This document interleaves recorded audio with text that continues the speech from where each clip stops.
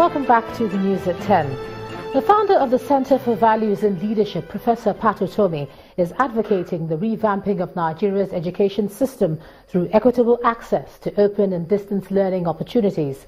Professor Utomi, who was speaking in Abuja on the challenges of open and distance learning in Nigeria, said past political leaders have failed to develop the nation by denying many access to education.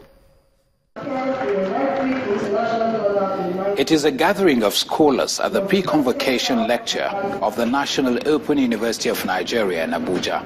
Heads of academic units. The event begins with a procession led by the Vice Chancellor of the university. Members of the Senate, comprising professors.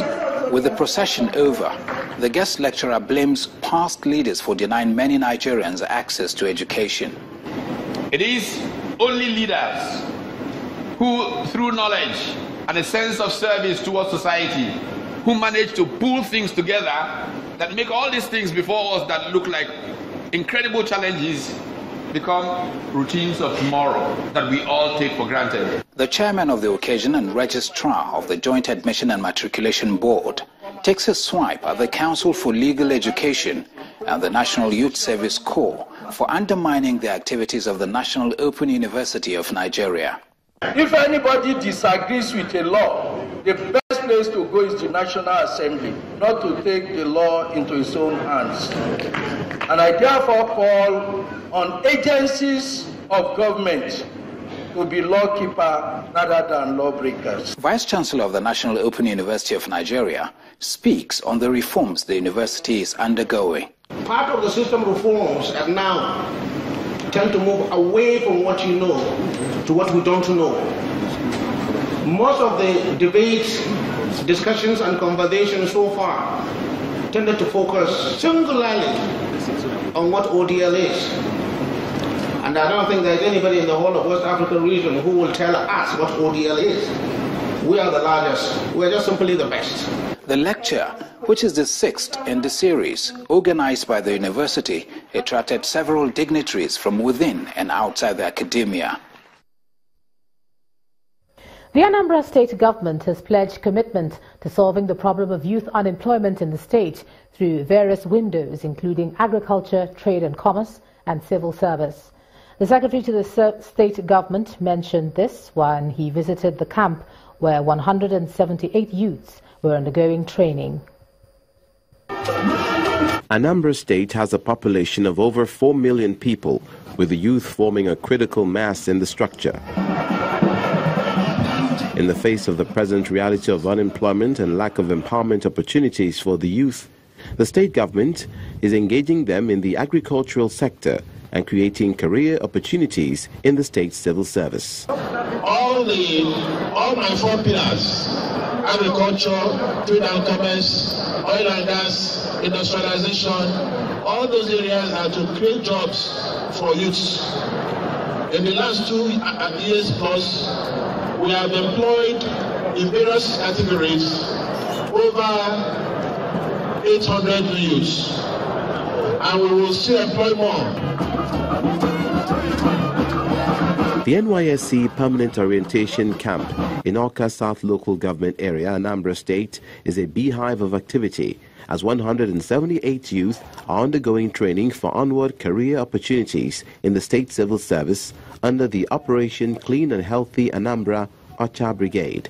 The secretary to the state government, who comes on an inspection visit, expresses gratitude to the governor for the employment move. This is real job. It is not job of you dig a hole and then you fill back the hole. So this is real job. The state House of Assembly passed the law establishing our Ocha Brigade, and therefore these are now, if you like, career public servants. The trainees are drawn from the 20 local government areas of the state and are to spend 1 month in camp in view of their assignment.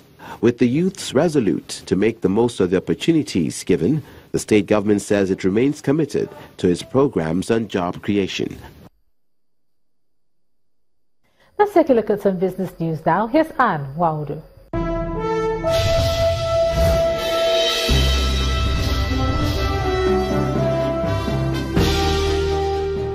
Thank Thanks a lot, Ijoma.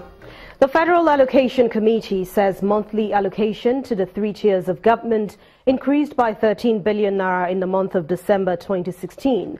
While speaking with journalists after the monthly FARC meeting in Abuja, the Minister of Finance, Mrs. Kemi Adeosun, revealed that a total of 400 billion naira was disbursed to the federal, state and local government level for the month of December. She says that the sum of 248 billion naira gross statutory revenue received is higher than the 240 billion naira that was received last in November 2016. Nigeria has ratified the Trade Facilitation Agreement, making it the 107th World Trade Organization member alongside Niger, Togo, Côte d'Ivoire, Kenya, Zambia, Lesotho, Mali, Senegal, Swaziland, Gabon, Ghana, and Mozambique. The TFA will enter into force once 2/3 of the WTO membership formally accepts this agreement, which is a means of expression for a country to be legally bound by a treaty. The instrument of acceptance was submitted to the WTO today by the Minister of Trade, Industry and Investment, Dr. Okechukwu Enelama. According to him, Nigeria's ratification of this agreement shows President Muhammadu Buhari's commitment to rapidly implement his presidential initiative on creating an enabling environment for businesses to thrive. The Bank of Industry has launched a solar energy program to drive more sentiment towards alternative renewable energy initiative across Nigeria. The collaborative efforts with the United Nations Development Program was unveiled today in Lagos. Channel's business correspondent Temple Ashaju reports. The shortfall in Nigeria's electricity supply to businesses and rural settlers spurred the Bank of Industry into clean energy projects a few years ago. Following growing demand for the initiative in far-flung communities, the bank sees reasons to repackage the program. More and more Nigerians are clamoring for solar power solutions, but many of them do not have the means to have them deployed immediately. This brings the United Nations Development Program into the picture with a billion naira credit facility to the Bank of Industry, targeting merchants with a single-digit interest rate of 7%.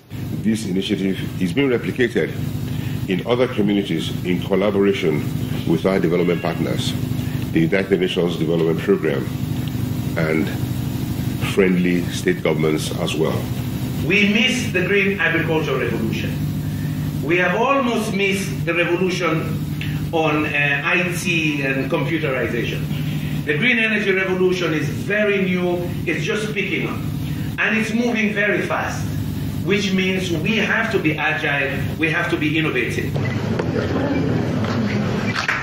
The initiative is seen as a stepping stone among experts. An investment of 1 billion is nothing, okay? But this is just the starting point.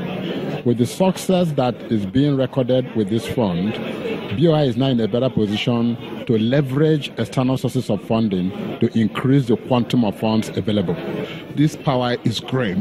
It's as good as install and go. But you see, we have equally done something for the Nigerian people. We have created jobs with this process. The people that will maintain these installations are going to be from the immediate community. Alternative renewable energy programs like this trails the Sustainable Development Goals, a move that also relieves the public of epileptic power supply from the national grid. Temple Ashaju, Channels Television News. Today's trading session at the Nigerian equities market ended on a slightly positive note, even as the bears had a better part of the week. Let's join Harriet Agbenyi for a summary of today's activity.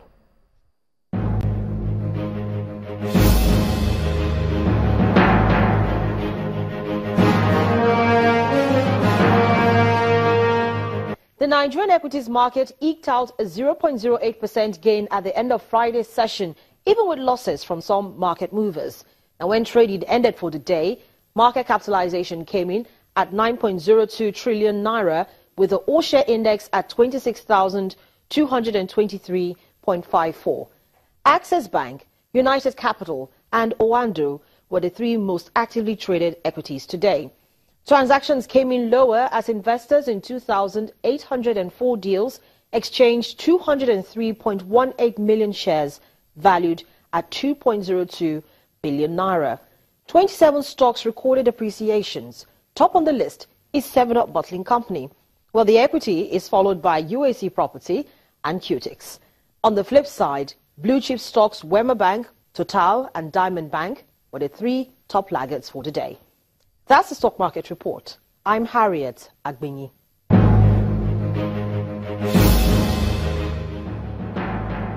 Thank you, Harriet. Well, as for major stock markets around the world, they closed today mixed, with more focus on the new leadership of the United States of America. Let's see how they fared today.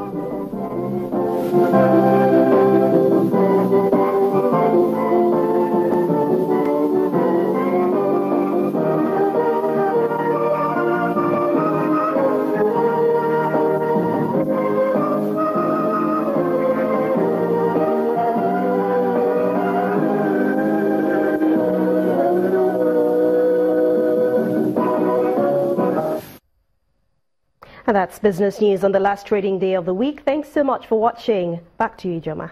Thanks a lot, Anne. Now, here in Lagos, plans are underway to extend the government's infrastructure renewal plan with the construction of 181 local government roads in 2017.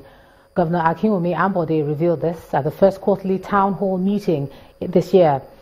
Also, in a bid to reduce crime and complement the efforts of security agencies, the governor announced plans for strengthening community policing by recruiting 5,700 personnel, 100 in each of the 20 local government and local council development areas within the first quarter of this year.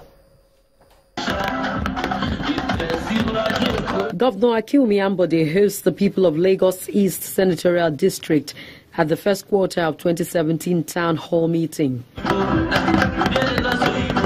It is a platform to engage the people on issues of governance, brief them on the progress made in fulfilling his electoral promises, as well as hear their needs and where government's intervention is most required. Coming to the Lagos East Zone, Governor Ambode lists key projects to be undertaken in the course of the year.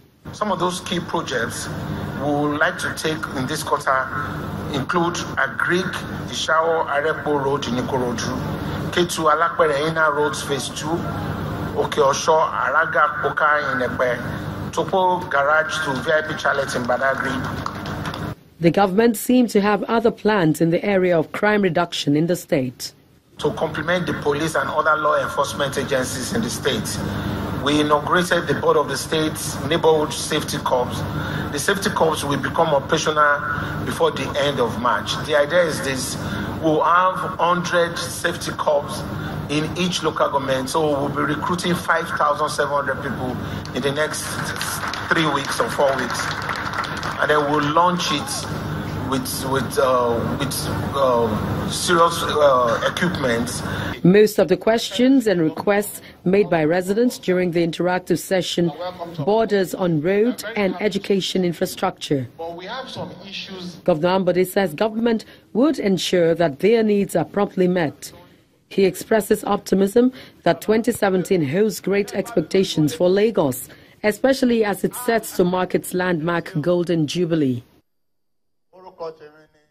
VConnect, one of Nigeria's largest business search and review websites, has held its first ever conference for small and medium-scale enterprises in Lagos. In partnership with the Facebook initiative Online Free Basics, the conference focused on the importance of technology in promoting business. Many business owners are gathered in this cozy atmosphere. They are all interested in how to move their small or medium enterprises to the next level. The keynote speaker, who is also a printer with online presence, tells the audience that to build a business in today's world, it must eventually be technology-enabled. The more others get, the more business we get. A discussion panel throws light on what internet access means for SMEs. Being online is a leveler. I want you to remember that word. For any business, I started in my house, in my city. Today we're proud to be the largest furniture network in Nigeria. Depending on where you are with your company, which stage you are at, you need a different type of partner, a different type of technology. Business owners are then taught how to build and protect intellectual property. If a third party has an IP right on the product that you're going to spend millions and millions of naira on, then that is wasted money. Participants feel the time they spared for this meeting has been worthwhile. There's a world of opportunity out there, and now to consciously actually begin to use more tools to build my business. Always remembering that your customers are very important, and regardless of if you have 1,000 customers or 1,000,000 customers, ensure the customer experience is consistent. SMEs can do their search engine optimization at the click of a button. SMEs can create an effective online presence without any cost, and the most important one is they can have a store and start collecting orders at no cost at all. At the end of the day, speakers had addressed major worries such as financial sourcing, business visibility and expansion of services, and VConnect promises more conferences in the future for greater growth and networking.